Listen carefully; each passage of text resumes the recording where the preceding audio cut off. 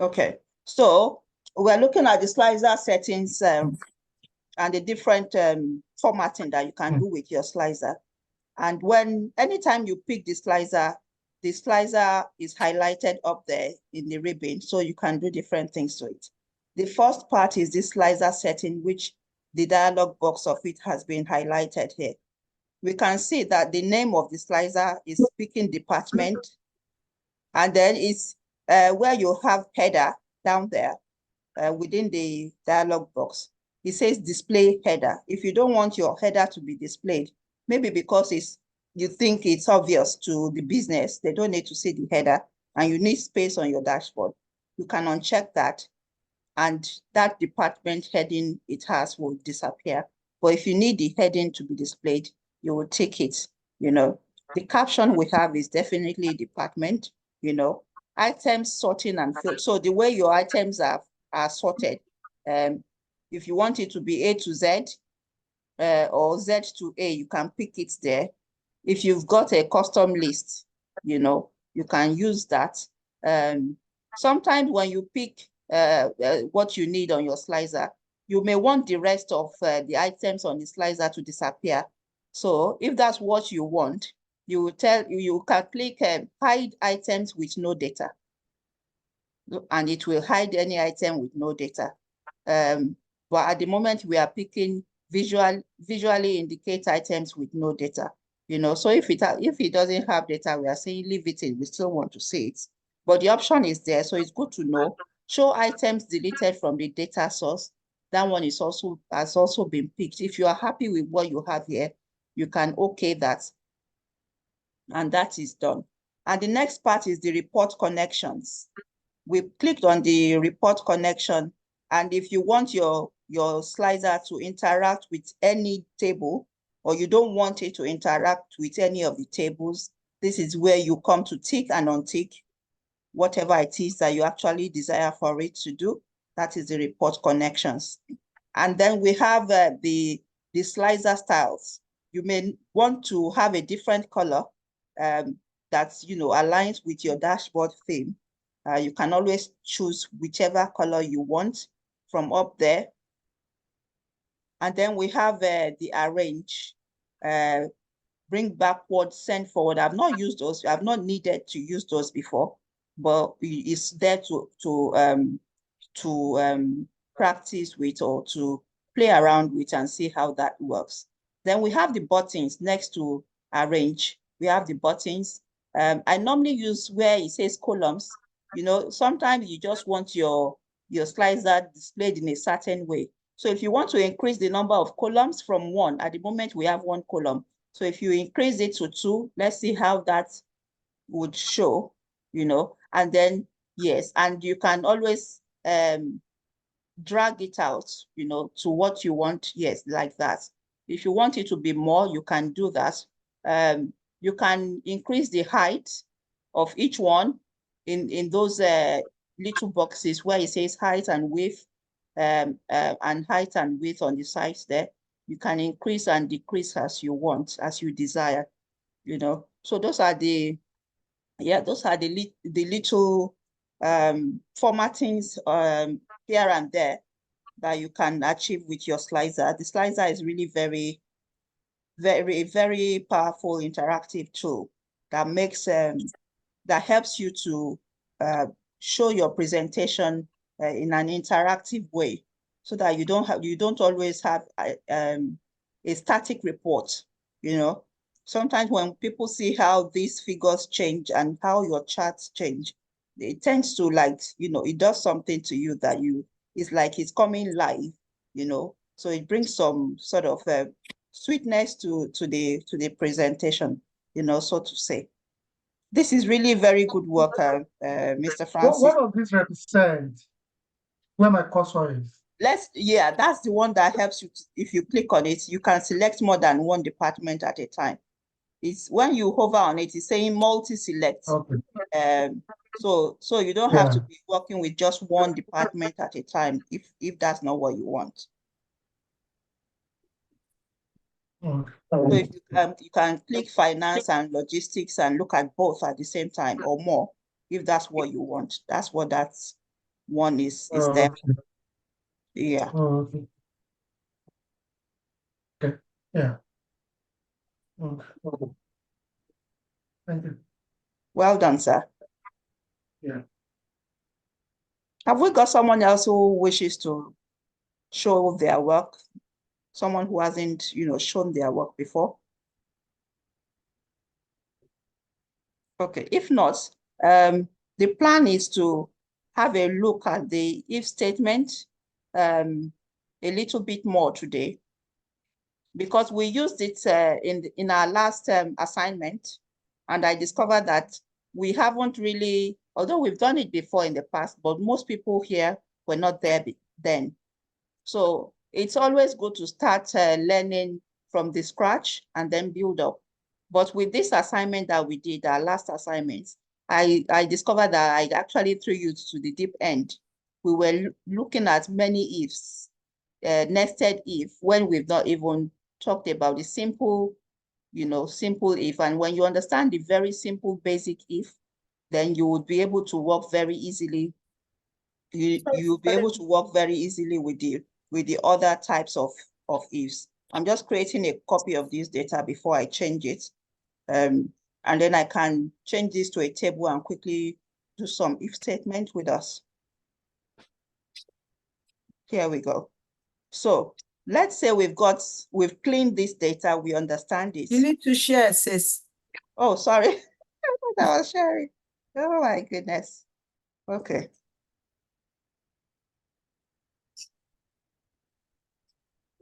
I thought I was sharing. There we go. Okay.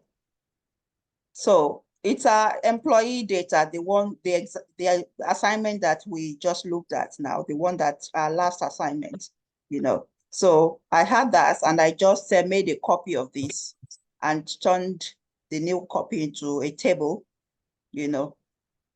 And I'm sticking with this data set because we've interacted with it, and we understand a lot of things around it anyway. So we won't really waste time trying to understand a new data set is my reasoning. Okay, so let's assume that we have cleaned this data, we've looked through and it's all clean. We've looked at the data types and everything is just fine. Now you've been asked to produce a report. Say we want to award those, let's say that this, number of years now, we want to award at the end of this year, we want to award those who have been with us for more than 12 years. So let's say this is in years. Let's specify there that this is in years. And we want to award those that have been with us for more than for 10 years and above. So from this data set, you're being told as a data analyst to fetch the names of those who have done 10 years and above with us, because we need to compensate them or give them some award or something like that. So it's a simple if statement, just the normal if statement, the simplest form of the if statements that we will be applying, And how we do that is, you reason it through. Okay, I want to say that I need the name of those that have been with us for 10 years and above. Okay, so then I come in here and start with my my function, my if function, equals if, and we see the options there. We've got different different functions starting with if. We've got if error, if any, ifs, and they are all very important. But the one that we need right now is the simple if, the first one. So I'm pressing my tab to pick that one, and it's picked it for us. And I'm saying that if length of service, I pick that, is greater than or equal to 10. I want you to go and bring me their name, the name of that person. So I'm clicking on the name. Then comma. Now, I should have, talked to you about this box, it's like a guide, Let me start that again so that we can talk through what is showing on that box. That way it would even be far clearer. So I've got my if statement. Immediately the bracket comes through, we see logical test is highlighted. It comes bold. So it's asking us for the logical test, that what is the logic that we want to use. And I'm saying my logic is if this is greater than or equal to 10, that's my logic. I've passed that logic into it. And now I can see there is a comma for me to put. So I put my comma. Immediately I put my comma, the next argument, is also now highlighted. It's asking me, what value do you want to put in if it's true? That is, if this logic is true, what value should be brought forward? And I'm saying I want the name. So I click on the name. I've clicked on the name. I'm now putting the comma because there's a comma after that value if true. I put my comma there. After putting my comma there, it's now highlighting the last argument. It's highlighting, okay, value if false. Okay, so if what you have said to bring is not, please mute yourself if you are not talking. Thank you.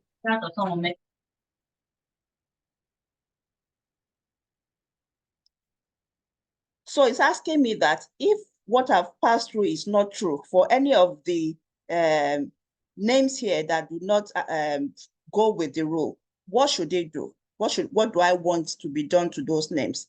Okay.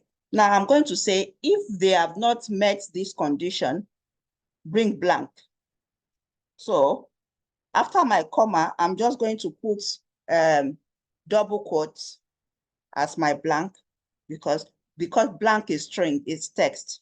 Anytime we are putting in text into this formula, we have to put it in double quote. If it's a number, we don't need to quote it. That's why we did not put 10 here in quote because it's number. But because this is ordinary space now, is being quoted, put in double quotes. So that is done, and I'm going to close my bracket.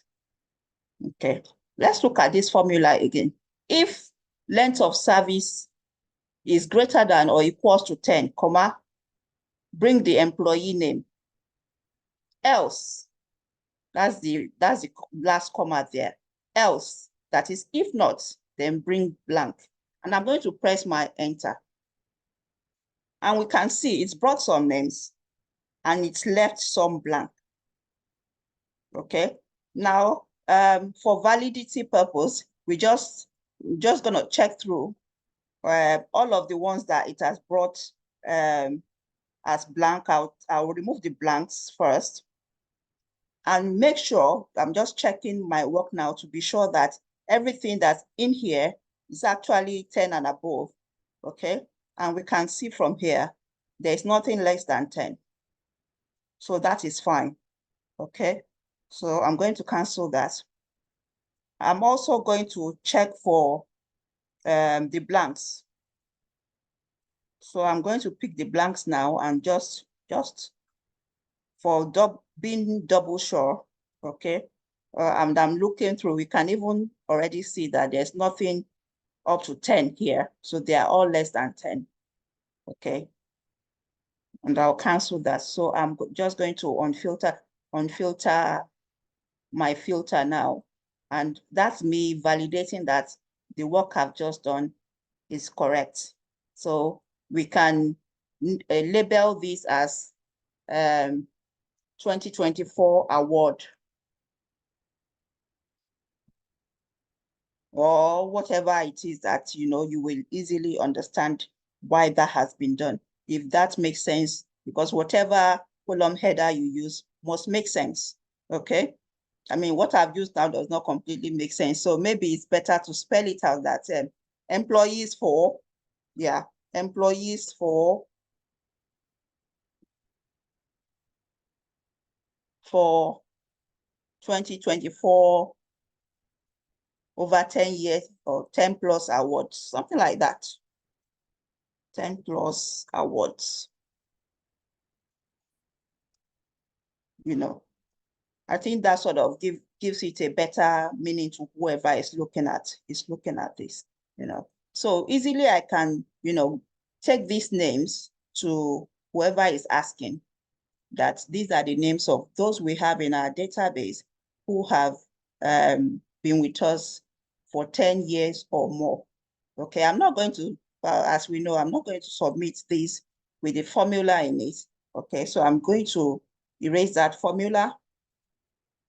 So that's me just doing Control C, and then I'm going to come to the first row here, right click and paste special. I hope that has, yes, it has removed, you know, the formula. You can decide not to use blank, you know, for these blanks. You can decide to put something like not due for award or not to be awarded within that double quote that I did. I just made a decision to leave mine as blank. So that is one quick way, you know, of doing a very simple if. And the argument goes equals if. What is my logical test? If length of service is more than or equal to 10 years, then bring me their names. Bring names. If not, that's the else. Bring me nothing. Don't bring me their names, you know. And the same goes for something like age. It's not just number that we can do this for, by the way. It's just easier for numbers for starting, okay? We can be, it could have been that, excuse me, it could have been that they requested for maybe all of the employees in a certain department, okay? So maybe in 1 minute or less, let me try and see if we can bring some departments out as well very quickly.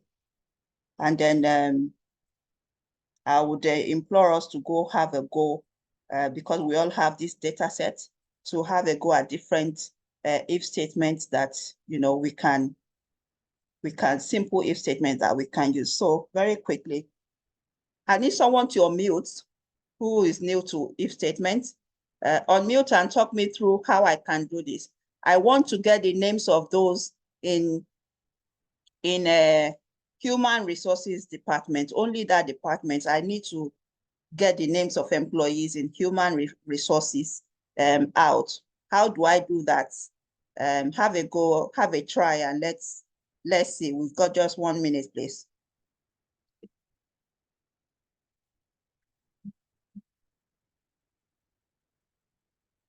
Please unmute and help. Am I still here?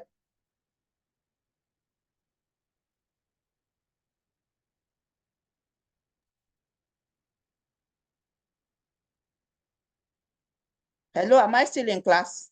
Can you still hear me? We can hear you, sis. Okay.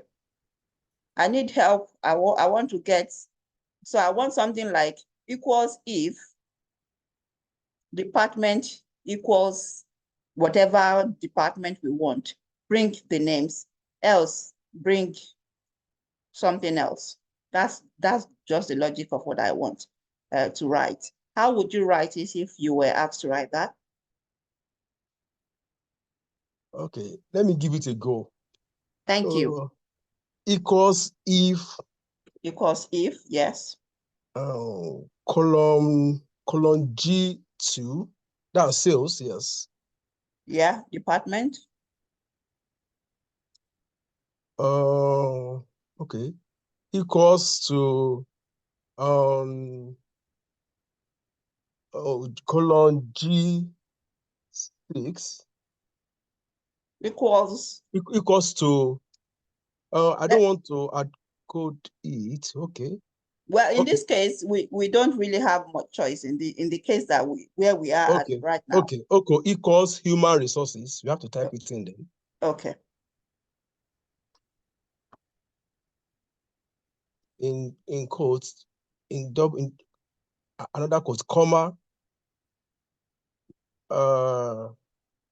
Then if it is true, then bring the name, bring B1.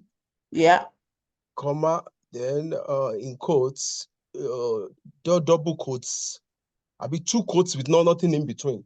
Okay, so we just want blank. Yeah, exactly, blank, yes. Okay, so now I'm going to close that and let's see. Did we get any answer at all? I believe we will get something. We didn't get any, so let's see what's not right. Okay. Okay. Right. So the formula is right. It didn't find any, and this is the reason why it didn't find any, because within the formula, I've put human resources, but within human our resource, data, yes. it's human resource. So we will take the S out. Okay. And do that again. And now it has found a few people. Okay. So if I check if those people are actually in human resource, they are. So it's picked those in human resource, out for us, So if department, so we just went with equals if, and we picked the first row in department, equals, because we've been asked for human resource, and we have to make sure the spelling is right. If not, it won't find like what we just saw now. If department equals to human resource, then bring me the name, else bring me nothing. I could have decided to put something in the blank rather than leave it blank, Okay, let me come out of that, actually. Let me do that on the first row. Now, when you have already done your formula and it's all done, but you want to change something in it, it's always best to come to the very first one. Thank you very much, sir. Come to the very first one, yeah, and then change it within the formula bar so that you don't mess about with the formula. I might decide to say, okay, not included is what I want to see for those who are not, or who are not in that department. And it, instead of bringing blank, it's bringing not included. Whatever it is that, makes sense to you, you can always use if you don't want blank within your, and we can see that those names, the names of those other ones are still there. Most of them not included because there's very few people that are in human resources here. And that is the foundation of an if statement. If you can get that like that, the way it's been explained tonight, if you understand it, then understanding the nested if, the ifs, and all of the different if any, if error, and all of that, all of the conditionals. If statements are called the conditional statement because we are putting a condition, we are using it to bring out some conditions, for a certain thing to fulfill a certain condition, or for some certain things to fulfill certain conditions. That's why they are called conditional statements. I hope you got the basics of it within the few minutes that we've had. Do you have any question? Okay, Mr. Francis's hand is up. No, I just want to bring something up. Okay. While I was trying yesterday, I discovered the number of times, like you have to close it twice. The number of times you do that in your formula will determine the number of closure you're going to have.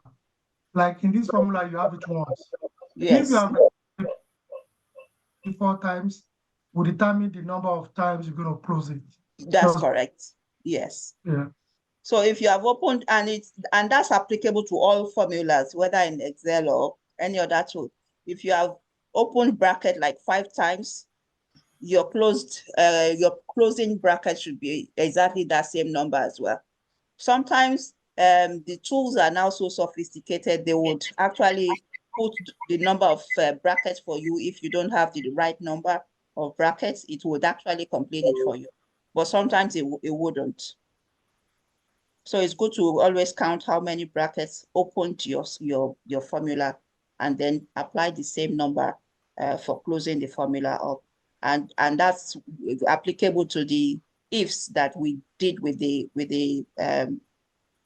assignment, because we had many ifs opened up, we had to have as many brackets, to close them up as well. Thank you very much for pointing that one out, sir.